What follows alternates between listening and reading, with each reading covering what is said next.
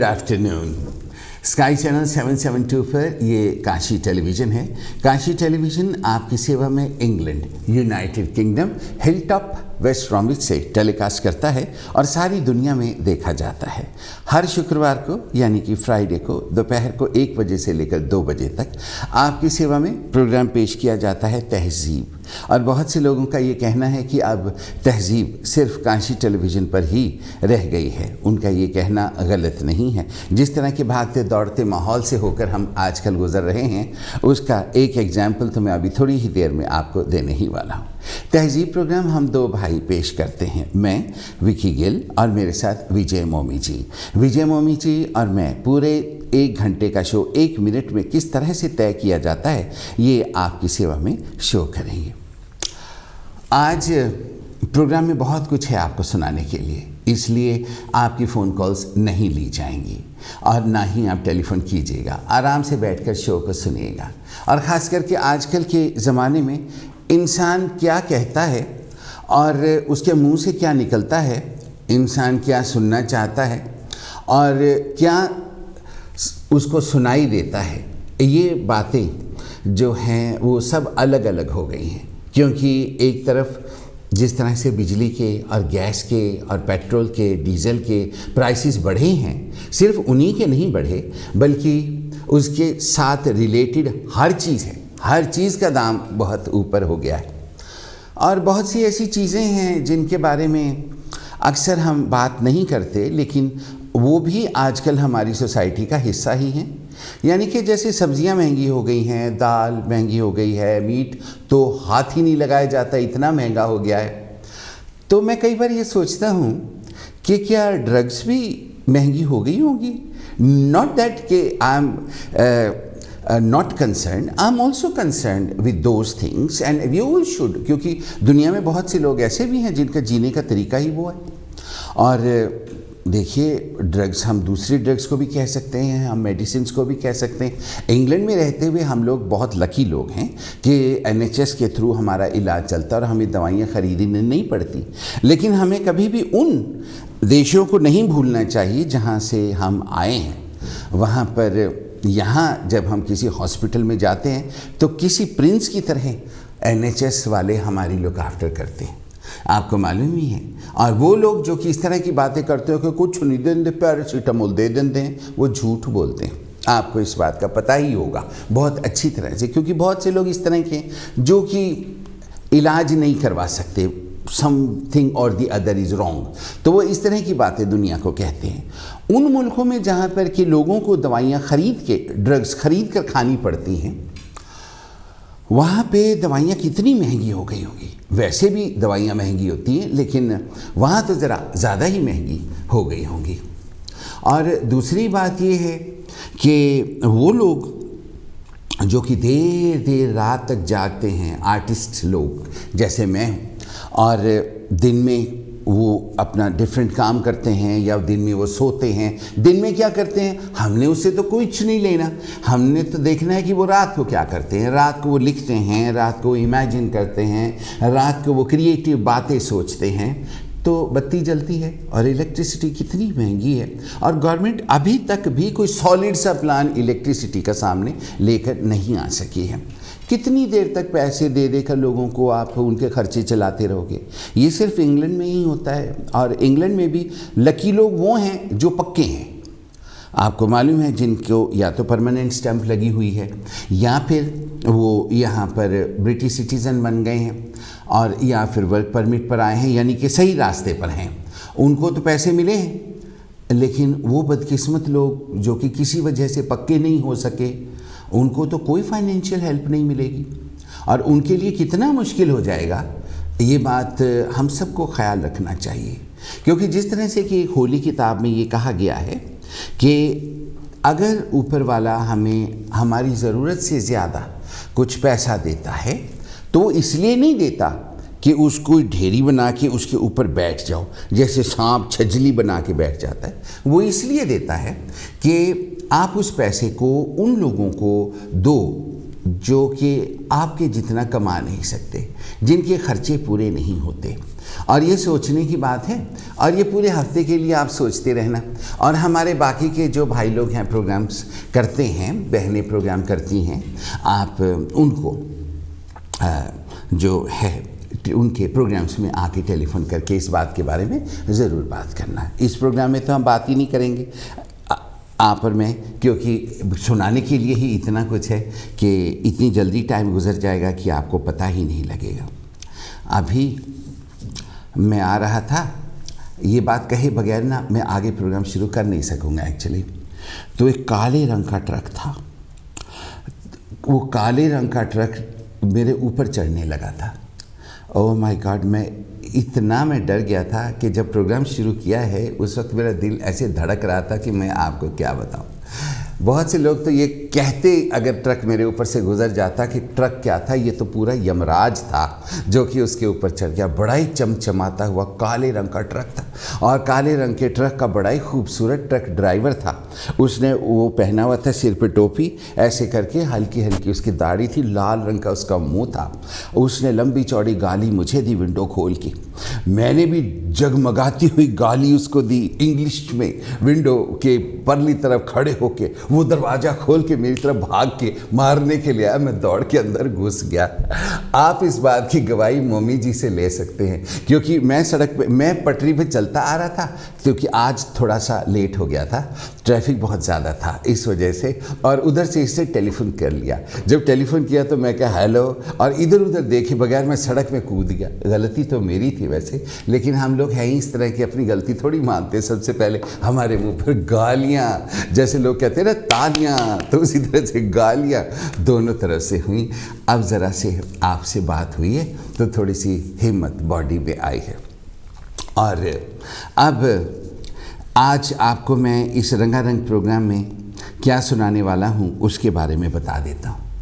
पहला तो होगा कि आपसे माफ़ी मांगी जाएगी, लेकिन वो माफ़ी नहीं है।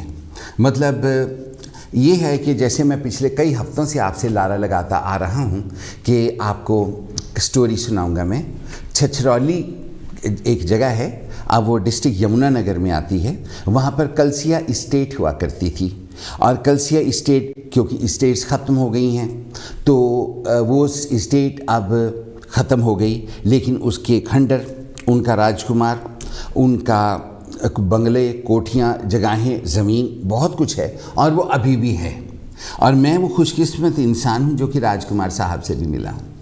अब आपको याद होगा कि टेलीविज़न, जब मैं रेडियो पर काम किया करता था बर्मिंघम में, तो वहाँ पर मैं तारीख साज प्रोग्राम किया करता था, जिसको बहुत से लोग बहुत पसंद किया करते थे। तारीख साज प्रोग्राम में हम खंडरों में जाया करते थे, आपको याद होगा। वैसे भी खंडरों में घूमने का मेरा बहुत शौक़ है, और इंग्लैंड तो भरा ही खंडरों से हुआ है। हमारे मोमी साहब फिल्में बनाते हैं, हाँ जी पाजी, हाँ जी पाजी कर करके। किसी दिन मेरे साथ चले, मैं इनको खंडरों में घुमाऊंगा। वहाँ पर पाजी पाजी करने वाला कोई नहीं मिलेगा, अंग्रेज़ों के भूत मिल जाएंगे। मोमी साहब उनके ऊपर फिल्म बना के आपके सामने पेश करेंगे तो सिर्फ खंडर ही नज़र आएगा, क्योंकि भूत तो कैमरे में आते ही नहीं। वो दिन भी किसी दिन आएगा ज़रूर, एक दिन आपको दिखाएंगे। अब तो काफ़ी दिन से इनका वो जो सेगमेंट बनाया करते थे वो ऐसे ऐसे करके, वो भी नहीं आ रहा है। पता नहीं क्या बात है, पूछूंगा। आजकल हर किसी को अपनी अपनी कोई ना कोई प्रॉब्लम है। तो ये सुबह से जो मैं अब आपको बातें बता रहा हूँ वो सिर्फ इसलिए कह रहा हूँ कि आप अपने साथ अपने दूसरे जो लोग हैं उनका भी ख्याल रखें, कि अगर कोई अपने खर्चे से परेशानी किसी को होने लगे तो उसकी ज़रूर मदद करें, क्योंकि at the end of the day days will get better. दिन अच्छे आ जाएंगे, और जब दिन अच्छे आ जाएंगे तो उस वक्त इन्हीं सब बातों को हम लोग याद करेंगे कि कितना मुश्किल टाइम था और किसने हमारी मदद की, और उनको हम फिर कभी भूल नहीं सकते। जो लोग कहते हैं कि हम भूल जाते हैं, याद नहीं रहता, वो झूठ बोलते हैं। एहसान फरामोश किस्म के लोग भी इसी दुनिया में रहते हैं, और ये दुनिया है, दुनिया में तो बहुत से लोग रहते हैं। तो वो स्टोरी जो आपको बतानी है कलसिया स्टेट की, उसके बाद दादूपुर स्टेट की, उसके बाद जगाधरी स्टेट की, और बहुत सी स्टेट, इनफैक्ट पूरे हिंदुस्तान में छोटी छोटी बहुत सी स्टेट्स थी। वो सारी की सारी आपकी सेवा में उनकी कहानियाँ बताई जाएंगी, आपको अच्छी लगेंगी। लेकिन ये जो आज आपको स्टोरी सुनाई जाएगी, ये उस जो मेन स्टोरी सुनाई जानी है उस स्टेट की, ये उसकी आउटलाइन होगी, उड़ती नज़र, बर्ड्स आई व्यू। मतलब कि ऊपर से अगर परिंदा गुजरता है तो वो क्या देखता है, वो थोड़ा थोड़ा आपको उसके बारे में बताया जाएगा। और मेन जो स्टोरी है वो आपकी सेवा में अगले हफ्ते पेश की जाएगी होपफुली। तो आप देखते रहना, और आपको टेलीविज़न देखना चाहिए, और ख़ास करके काशी टेलीविज़न तो ज़रूर देखना चाहिए। पहला सेगमेंट तो ये होगा। फिर इस सेगमेंट के चलते चलते, क्योंकि ये सेगमेंट इतना लंबा नहीं होगा, तो एक सेगमेंट और आएगा, यानी कि एक छोटी सी परछाई की स्टोरी भी आपकी सेवा में आज 1 घंटे के प्रोग्राम में पेश की जाएगी। आय हाय हाय, इसको कहते हैं डबल बबल। मतलब कि आपने टेलीविज़न एक प्रोग्राम देखने के लिए ऑन किया था, लेकिन क्योंकि अब बिजली बहुत महंगी हो गई है, तो हम इस बात को समझते हैं कि आजकल बिजली बड़ी महंगी है, तो ओए होए बिजली बहुत महंगी हो गई है, तो एक प्रोग्राम में 2 फीचर्स का मज़ा आना चाहिए। और जब तक मज़ा नहीं ज़िंदगी में तो कुछ भी नहीं है। और अगर परछाई की स्टोरी सुनकर आपको मज़ा ना आए तो फिर हम आपके टेलीविज़न जो बिजली का बिल है, जितनी देर आपने प्रोग्राम देखा है, जितनी परछाई की स्टोरी इतनी सी, उतने पैसे हम आपको दे देंगे, ठीक है ना। और मनी मेक्स द मैन को, और पैसे की जहाँ पर बात आ जाती है सबका दिल भी लग जाता है, और बगैर पैसे के तो कुछ भी नहीं हो सकता। आप इस बात को अच्छी तरह से जानते हैं। लेकिन इस बात को भी कभी ना भूलिए कि most of the things which you get in life, which are very good things, they are basically free। और उन्हीं चीज़ों की तो आजकल किल्लत होती जा रही है।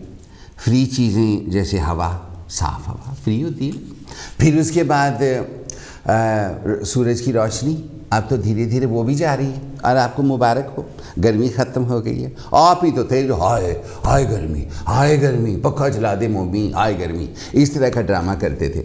और फिर उसके बाद ऑटम शुरू हो गया है, तो ऑटम को आप खूब अच्छी तरह से अब किस तरह से एंजॉय करेंगे। कभी पकौड़े बनाने के बारे में भी कम ही सोचते होंगे आजकल तो, या फिर और चीज़ें बनाने के बारे में भी, जो कि हम ऑटम में खाया करते थे। और वो उसी तरह से जीवन हमारा चलता है। बरसात में हम पकौड़े खाते हैं, फिर सर्दियाँ शुरू होने लगती हैं तो पिनियाँ बनने लग जाती हैं, गर्मी आती है तो कांजी बनाते हैं, और बहुत सी चीज़ें होती हैं जो कि एशियन लोग बनाते हैं।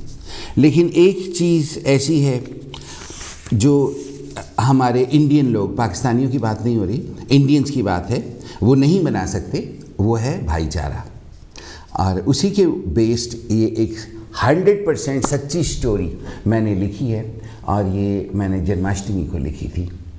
और मुझे बहुत दुख है कि ये कहानी मैंने लिखी है, और मुझे इस बात का भी बहुत दुख है कि ये कहानी मैं आपको सुना रहा हूँ। ये दुनिया का दिल पत्थर का है, और जो कास्ट सिस्टम है वो हमारे इंडियन लोगों के दिलों में से कभी भी नहीं जाएगा। और जितना ज़्यादा हम पढ़ लिख जाएंगे, जितना ज़्यादा हम सिविलाइज हो जाएंगे, जितना ज़्यादा, एक तो ना इस कुर्सी के ऊपर गद्दी रखी होती है, और मैं जब इसके ऊपर आके बैठता हूँ तो पता नहीं क्यों ये गद्दी फिसल के पीछे गिरने को हो जाती है, और मुझे मेरा बैलेंस ठीक नहीं रहता, तो इसलिए मैं बार बार उठ के इस गद्दी को ठीक कर रहा होता हूँ।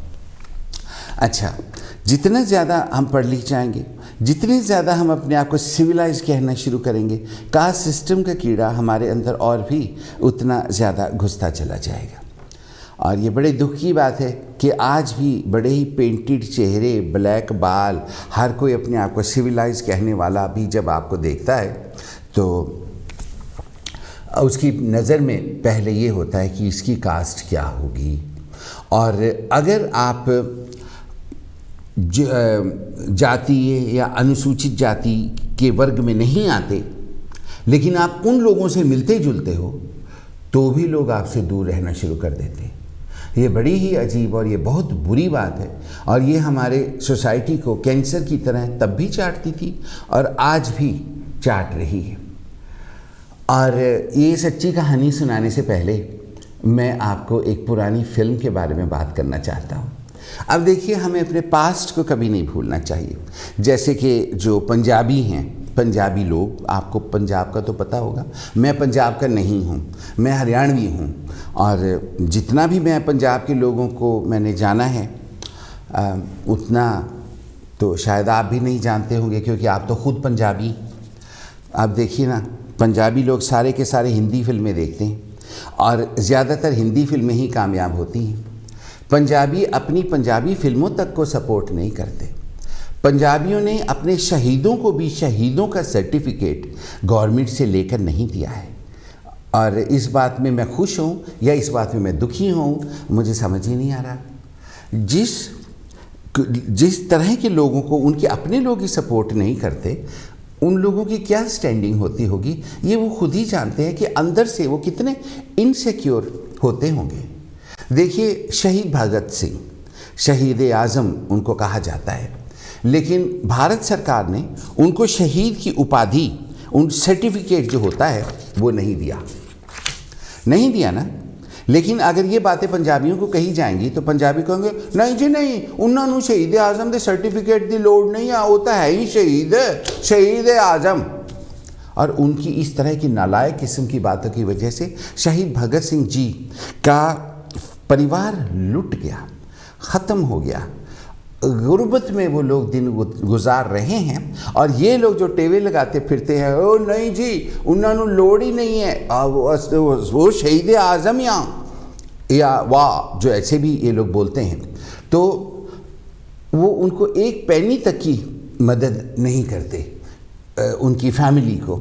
और इस वजह से अगर लोग शोर मचाते या लिखते या कुछ भी करते और शहीद भगत सिंह जी को जो गवर्नमेंट ऑफ इंडिया शहीद की उपाधि दे देती, तो उनकी फैमिली को कोई वजीफ़ा मिलता, कोई पेंशन मिलती, और उनका परिवार कम से कम रिस्पेक्टेबल रोटी तो खा सकता था। इंसान को रोटी के लिए बहुत कुछ करना पड़ता है, आप सब ने किया है, और ऐसे लोगों का दुख आप लोगों को ज़्यादा समझना चाहिए, क्योंकि आप लोग ऐसे हैं जिनके साथ सारी उम्र डिस्क्रिमिनेशन हुआ है और आज भी हो रहा है। और सबसे बड़े दुख की बात तो ये है कि ऐसे लोग जो कि डिस्क्रिमिनेशन में से गुज़रे, आज भी उनके साथ कास्ट की वजह से डिस्क्रिमिनेशन हो रहा है।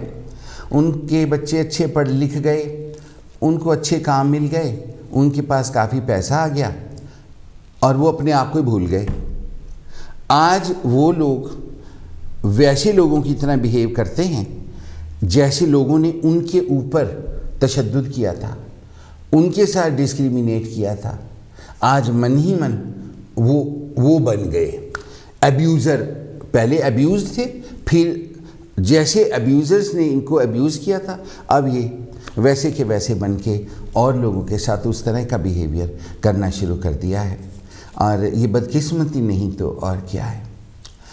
पुराने के साथ नए के साथ पुराने को भी नहीं भूलना चाहिए। मैंने ये ऐसा एक छोटा सा सेगमेंट करने की सोची है, और मैंने, आप बिलीव करेंगे कि थोड़े दिन पहले ही नहीं बल्कि परसों मैंने एक फ़िल्म देखी, और इस फिल्म का नाम है, ये 70s की फ़िल्म, उसका नाम था इत्तफ़ाक। आप भी ज़रूर देखिएगा, YouTube पर है, मैंने YouTube पर देखी थी। और ऐसी फिल्म है कि आप उसको एक बार ऑन करेंगे टेलीविज़न को, तो जब तक वो फिल्म ख़त्म नहीं हो जाती आप उसको बंद नहीं करेंगे। एक इतनी लंबी फिल्म नहीं है, और आपने वो गाना सुना होगा। और अभी मैं जब ये बात कर रहा हूँ, अगर आप टेलीविज़न देख रहे हैं और बिजली महंगी होने की वजह से टेलीविज़न बंद करके नहीं बैठे,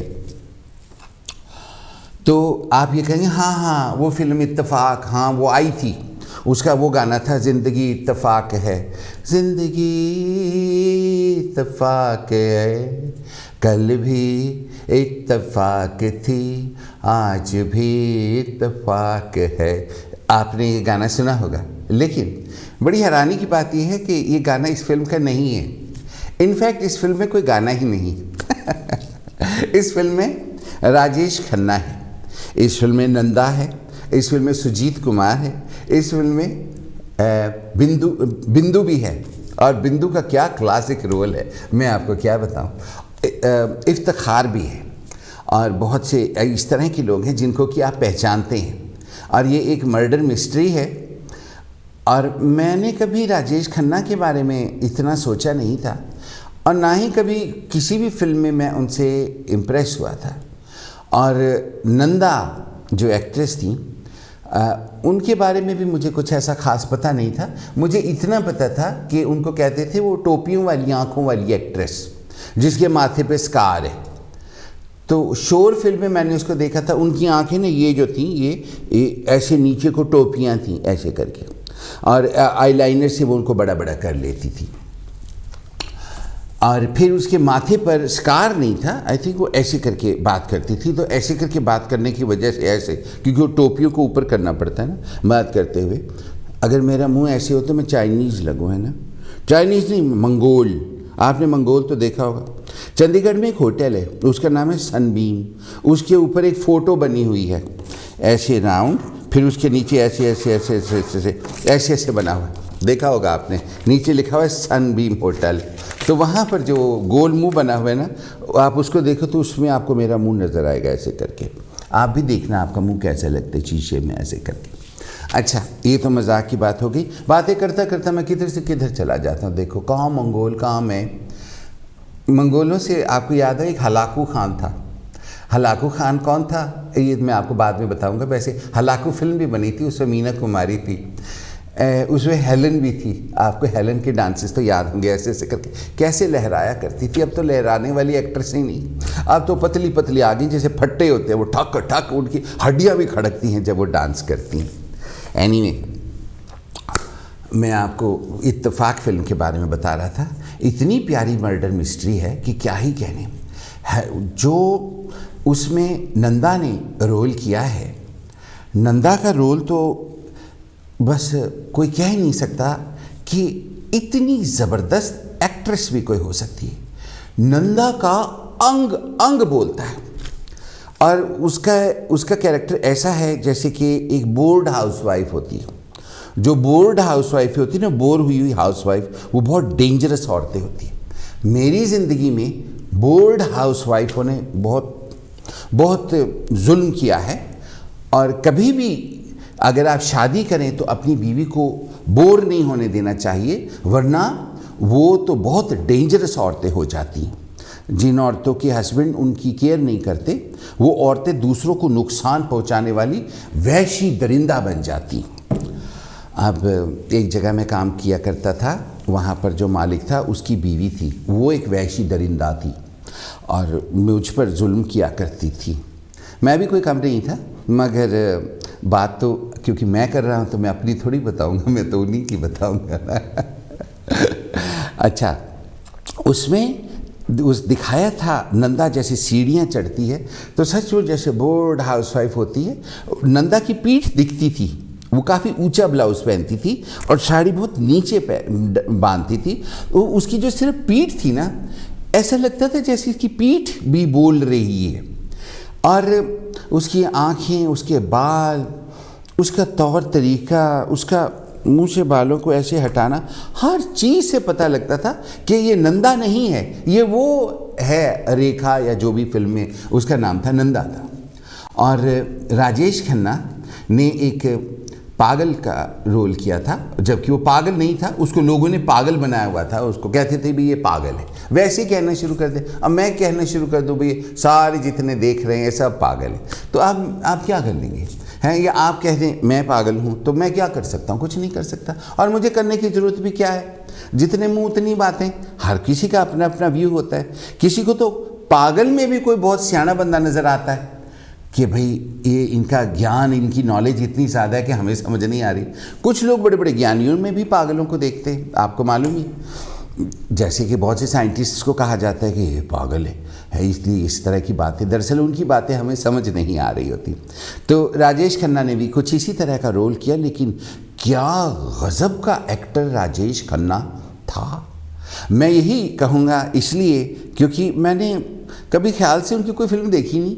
अगर देखी भी है तो मेरा ध्यान एक्ट्रेसों में ज़्यादा रहता है, और उस ज़माने की एक्ट्रेसों में देखने के लिए भी बहुत कुछ हुआ करता था। क्या बाल होते थे, ऐसा लगता था जैसे कितनी मेहनत सर के ऊपर की होती थी। विगें ही होती थी, लेकिन फिर भी वो विगों को इतना ऊंचा ऊंचा ऊंचा।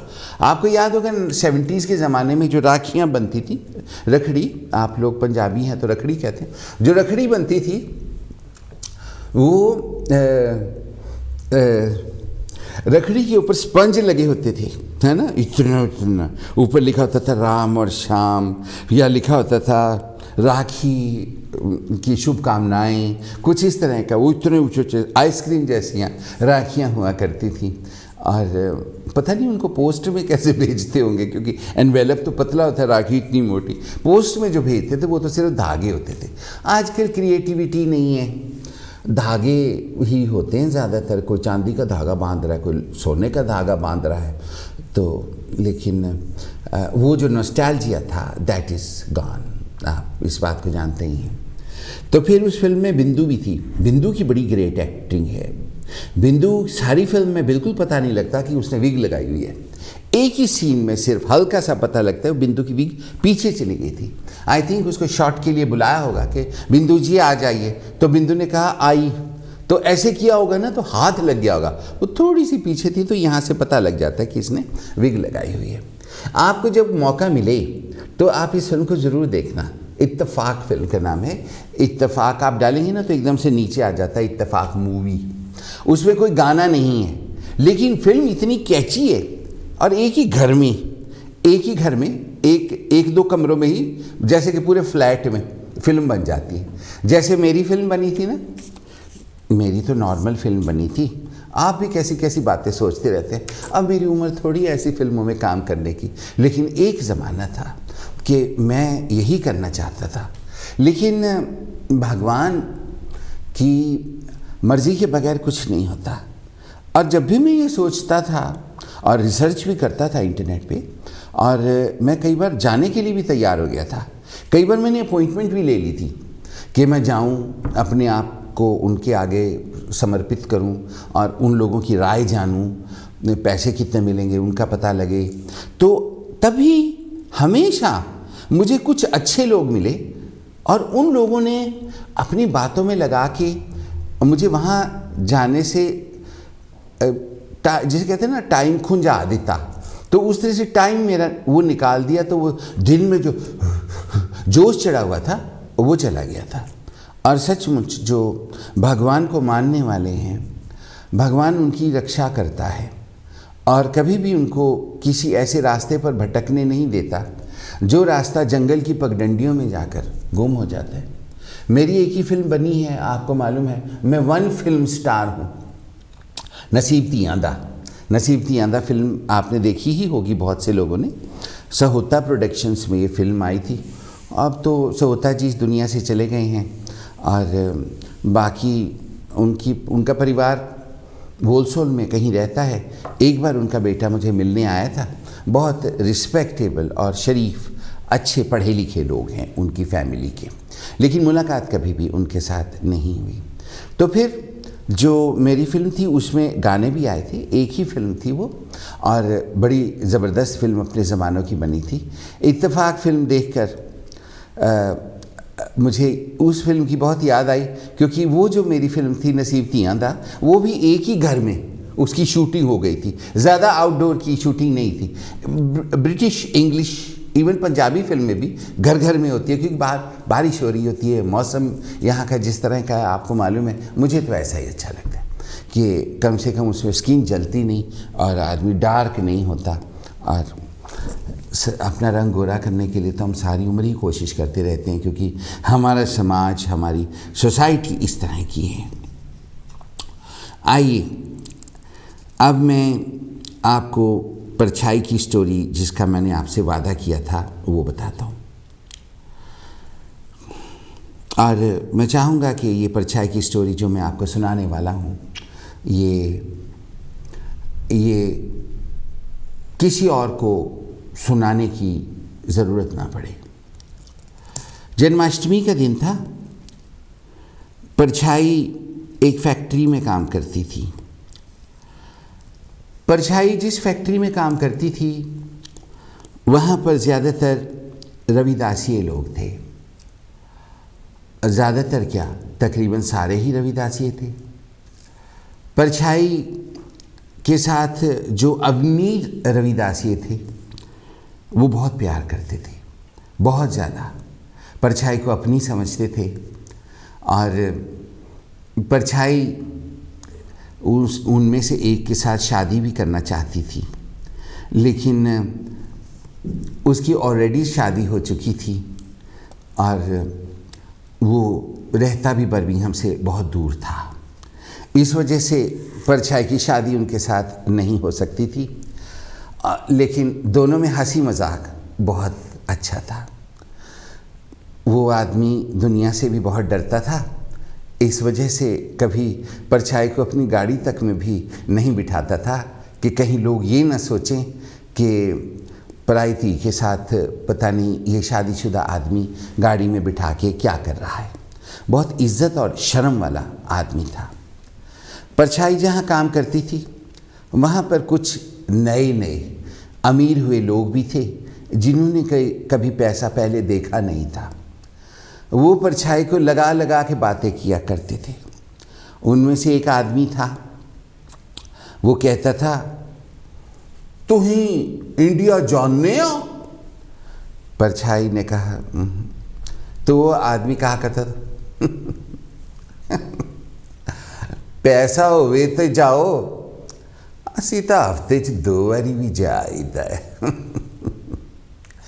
परछाई कहती थी, हाँ ਤੁਹਾਨੂੰ ਇੱਥੇ ਪੁੱਛਦਾ कौन है, तो तुसी इंडिया ही जाना है। इस तरह की बातें भी हुआ करती थी। उसके अलावा कुछ नई जनरेशन के लोग भी थे जो कि परछाई से बहुत मोहब्बत करते थे और परछाई को अपना दोस्त समझते थे। इकट्ठे बैठकर खाना भी खाते थे, कभी कभार बाहर घूमने के लिए भी चले जाते थे। ज़ात पात की बात उनके बीच में कभी नहीं आती थी। तो इस तरह से हर तरह की सोसाइटी के मिश्रण वाली जगह पर परछाई काम किया करती थी और वहाँ जाने से पहले परछाई को बहुत खुशी हुआ करती थी, क्योंकि अलग अलग तरह के लोगों से परछाई मिला करती थी।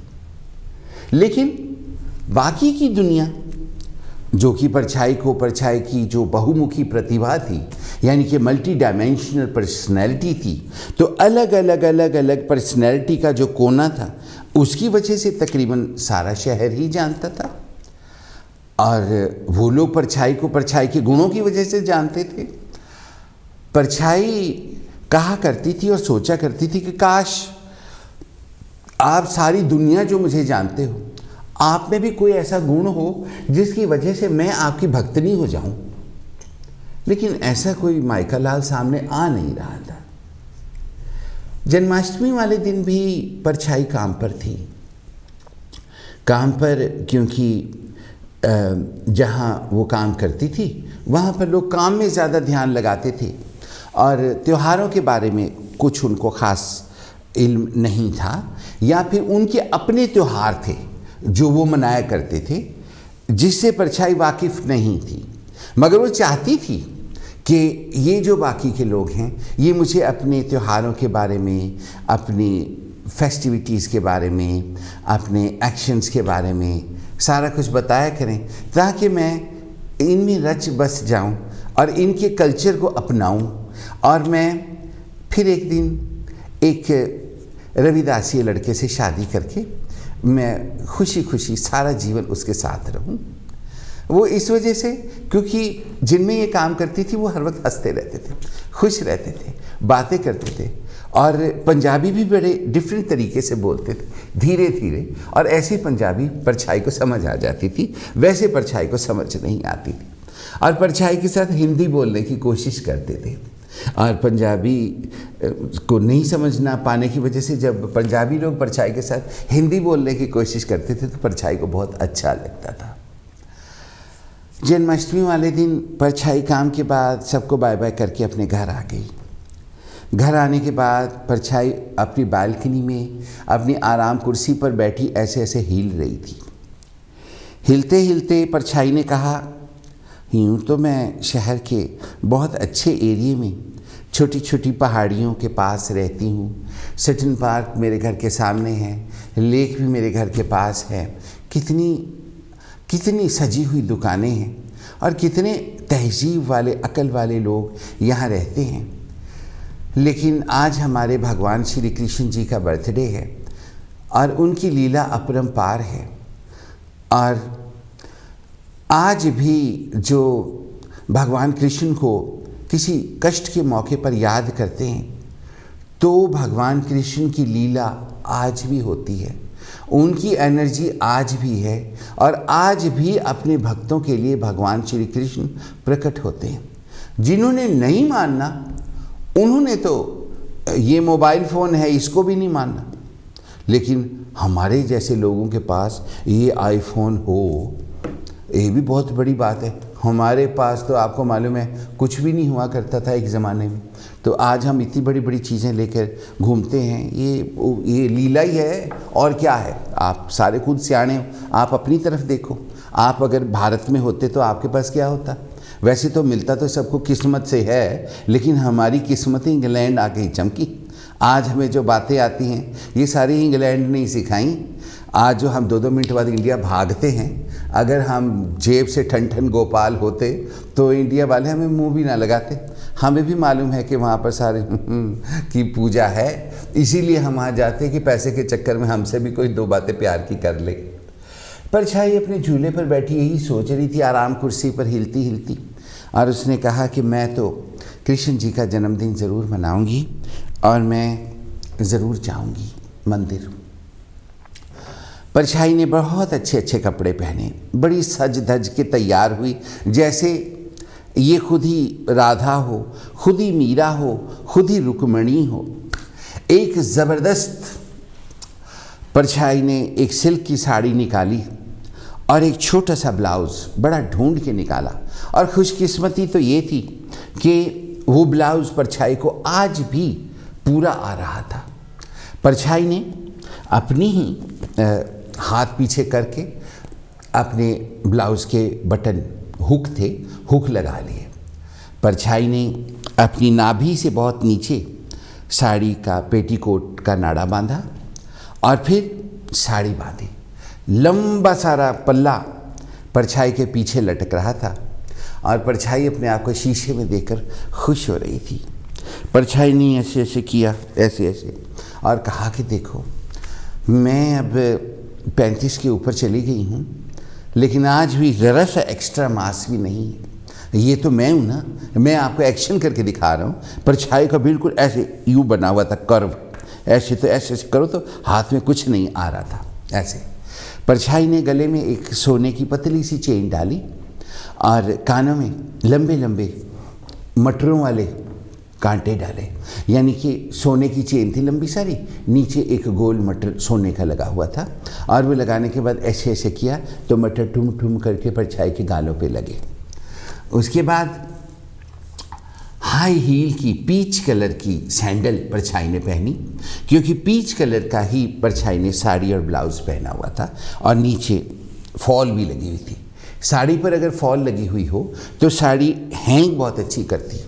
कई नालायक औरतें होती हैं जिनको उनकी माँ ने कुछ नहीं सिखाया होता, वो वैसे ही साड़ी ले लेती हैं और वैसे ही साड़ी को मटका के कहीं पहुंच जाती हैं। उनकी साड़ी गिट्टों से भी इतनी इतनी ऊंची जब होती है तो पेटीकोट को भी ऊंची खींच लेती है और बहुत बुरी लगती हैं। मैं ढाका, अगर आप गए हो, मैं गया हूँ, तो ढाका में ज़्यादातर बहुत सी औरतें ऐसी घूमती हैं जिनकी साड़ियाँ गिट्टों से बहुत ऊंची होती हैं। वहाँ पर पानी की भी बहुत प्रॉब्लम होती है। ढाका बांग्लादेश में है और बांग्लादेश की कैपिटल भी है। फिर उसके बाद परछाई ने अपनी गाड़ी उठाई, उसकी कन्वर्टिबल रूफ को उसने बंद किया। बंद करने के बाद परछाई जब चलने लगी तो परछाई ने इधर उधर देखा। रात का समय था, 10 बज गए थे। अभी झूला झुलाने की रस्म में तो 2 घंटे थे, यानी कि पूरे 12 बजे बर्थ होता है, तो तब तक तो मैं पहुंच ही जाऊंगी। परछाई अपने एरिए से उस एरिए में जहां पर कि मंदिर था उस तरफ जाने लगी। मंदिर के पास जब परछाई पहुंची तो उसी वक्त परछाई के एक पाकिस्तानी दोस्त ने टेलीफोन किया। परछाई टेलीफोन पर उसके साथ बात करने लग गई। खिड़कियां बंद थी गाड़ी की और परछाई टेलीफोन पर ऐसे करके बात कर रही थी।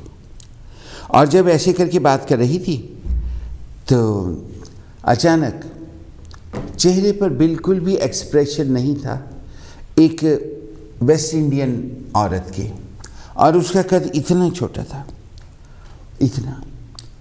इतना छोटा था कि वो कार के परली तरफ आके खड़ी हुई तो उसको गाड़ी में देखने के लिए झुकने की ज़रूरत नहीं पड़ी। वो सीधी खड़ी थी और गाड़ी के अंदर ऐसे देख रही थी, ऐसे, चेहरा बिल्कुल डेड था। परछाई ने ऐसे करके देखा और सोचा कि कोई मांगने वाली है। फिर सोचा पता नहीं, शायद कोई अपने मेहमान का इंतज़ार कर रही होगी। औरत देखती रही, परछाई भी देखती रही। फिर वो औरत एकदम से निराश आंखों से मुड़ी और तेजी के साथ दूसरी गाड़ी की तरफ चली गई। ओह, परछाई समझ गई कि ये तो कोई लेडी ऑफ द नाइट है, रात को अपना काम कर रही है। परछाई ने दिल से उसको आशीर्वाद दिया कि बहन, तुम नहीं जानती कि तुम कितने डेंजर में हो, लेकिन अगर तुम्हारी रोज़ी इसी तरफ से लिखी है तो हु एम आई टू जज, ये परछाई ने सोचा। और फिर परछाई चलती चलती मंदिर में आ गई। मंदिर के दरवाजे के थोड़ा सा अंदर एक बहुत जाना माना बर्मिंघम का ज्वेलर खड़ा था और सूट बूट पहनकर वो इधर उधर देखकर बातें कर रहा था। परछाई ने उससे तकरीबन 200 तोले से ज़्यादा सोना खरीदा था, और वो भी उन दिनों में जब सोना 25 पौंड का 10 ग्राम हुआ करता था, फिर 30 का हो गया, फिर 35 का हो गया, फिर 40 का हो गया। परछाई खरीदती रही। फिर परछाई बीमार हो गई, परछाई की कुछ ज़रूरतें सामने आ गई। परछाई को तकरीबन 20 तोला सोना बेचना पड़ा। तो उसी ज्वेलर से परछाई ने 200-300 तोले सोना खरीदा था। उसी ज्वेलर के पास परछाई ने 20 तोले सोना बेचा। लेकिन आज वो ज्वेलर खड़ा था। परछाई ने जाके कहा, नमस्ते जी, आप कैसे हैं? वो ज्वेलर ने नमस्ते का जवाब तो दूर की बात थी, परछाई से आंख तक नहीं मिलाई। उसने परछाई को देखा, परछाई को पहचाना। भला ऐसा कौन है जो परछाई को नहीं जानता? सर, हर कोई जानता है। तो ये तो हो ही नहीं सकता, वो अंधा तो नहीं था। लेकिन उसने ऐसा बिहेव क्यों किया, परछाई के दिमाग में नहीं आया। लेकिन पास में ही एक आदमी खड़ा था जो कि म्यूजिशियन था। उसने मौके की नज़ाकत को पहचाना और परछाई को कहा, नमस्ते जी, आइए। परछाई थोड़ा सा आगे चली गई। जब आगे गई तो मंदिर के पुजारी जी खड़े थे। उन्होंने परछाई को देखकर खुश हो गए।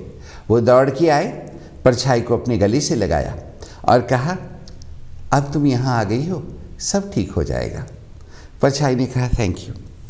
उन्होंने ये क्यों कहा, परछाई की समझ में नहीं आया। लेकिन परछाई के एक मामा बने हुए थे। गुर्बत के दिनों में परछाई ने बहुत से मामा बना रखे थे और बहुत से डैडी भी बनाए हुए थे।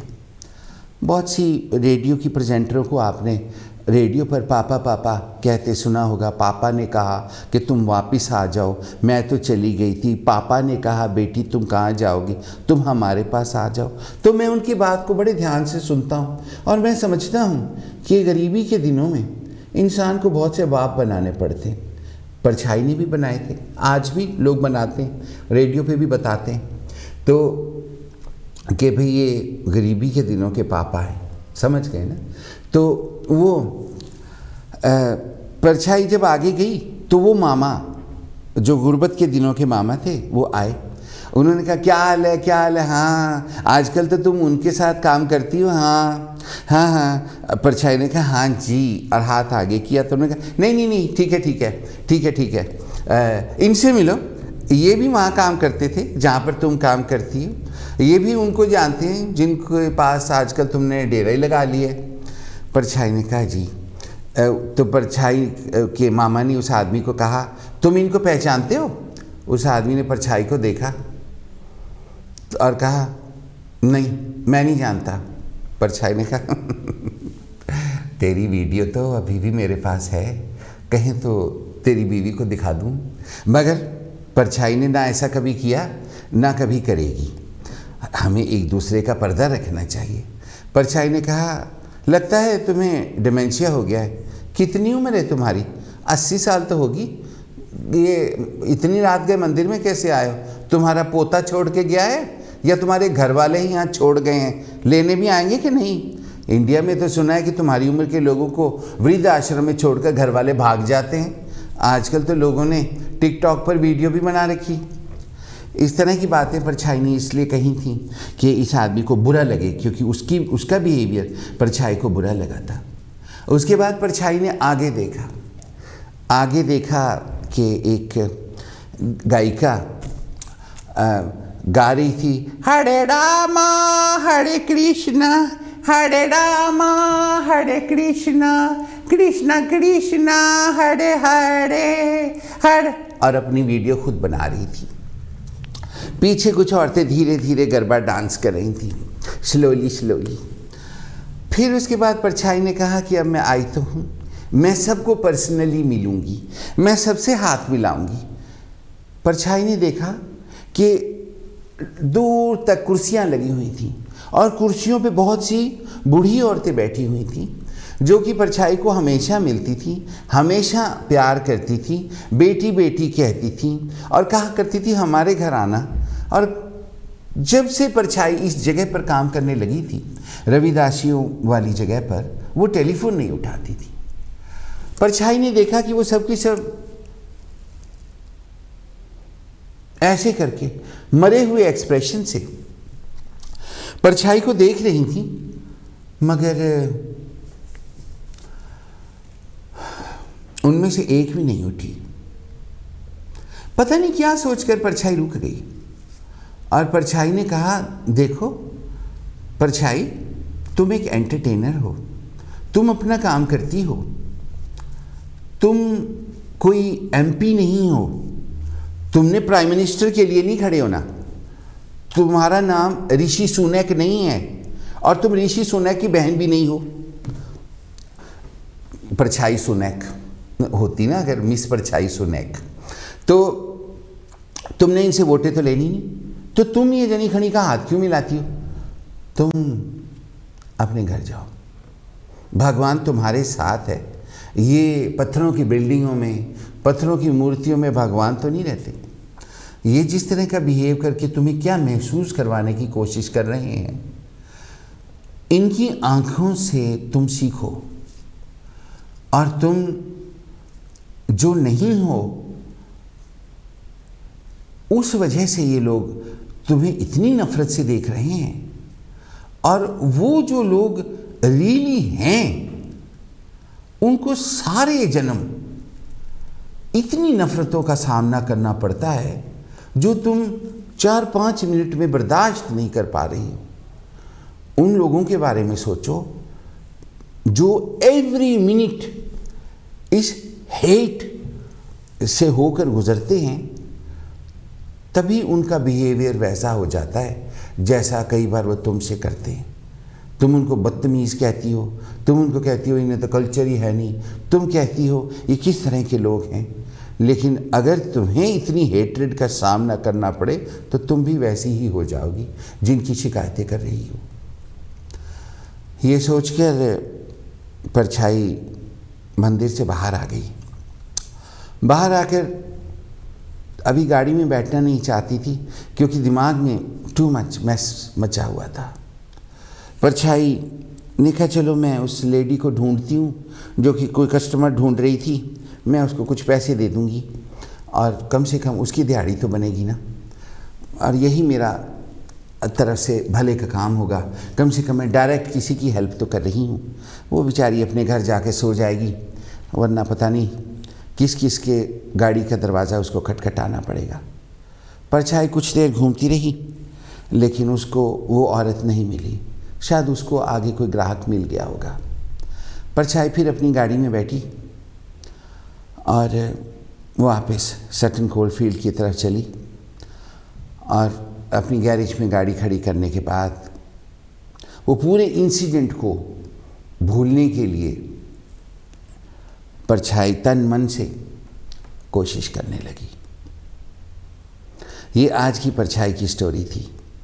इस परछाई की गहराई को आप समझने की कोशिश कीजिएगा और मैंने किस गहराई से उन लोगों के बिहेवियर को समझा और बाकी के लोगों के बिहेवियर को समझा और ये कहानी लिखी। ये कहानी सुनाते हुए जितना मुझे दुख हुआ है उससे कहीं ज़्यादा दुख मैंने इस कहानी को लिखते हुए महसूस किया और इस कहानी की रिसर्च करते हुए मुझे इससे भी बहुत ज़्यादा दुख हुआ। अगले हफ्ते आज ही के दिन, आज ही के समय आप और हम एक बार फिर से काशी टेलीविज़न के स्टूडियो में मिलेंगे, यानी कि अगले शुक्रवार दोपहर को 1 और 2 बजे के दरमियान। जब तक मैं लौट कर ना आऊँ तब तक आप काशी टेलीविज़न को दिन में 24 घंटे ज़रूर देखते रहिए। विजय मोमी जी का असिस्ट करने के लिए बहुत थैंक यू करते हुए, आप सबका प्रोग्राम देखने के लिए बहुत थैंक यू करते हुए, डॉक्टर कुलदीप संधू जी का असिस्ट करने के लिए बहुत थैंक यू करते हुए अगली मुलाकात तक के लिए इजाज़त दीजिए। जय गुरुदेव।